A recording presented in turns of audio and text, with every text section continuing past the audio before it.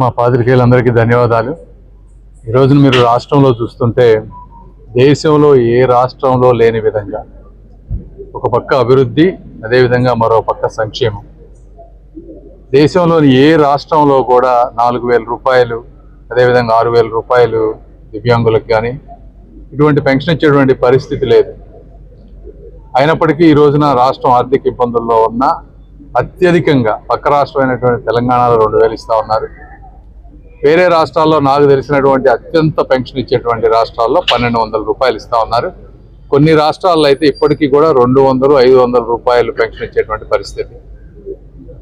ఒకవైపు వారిని, ఇంకోవైపు పిల్లలు ఉన్న వాళ్ళందరికీ తల్లికి వందనం అని ప్రతి ఒక్కరికి ఇవ్వటం కానీ, ఫ్రీ బస్సు కానీ, 3 సిలిండర్లు ఫ్రీగా ఇవ్వటం కానీ, ఇలా అనేక రకాల దాదాపు 60 నుంచి 70 వేల కోట్ల రూపాయల సంక్షేమాన్ని ఈరోజు అందిస్తూ ఉన్నాం.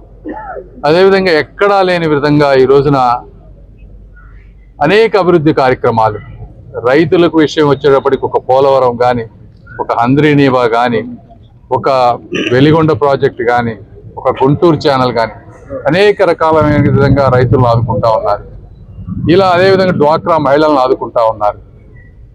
ఎన్నో విధాల ఇటువంటి ఆర్థికమైనటువంటి భరోసాని, సంక్షేమాన్ని ఇస్తున్నటువంటి ఏకైక రాష్ట్రం.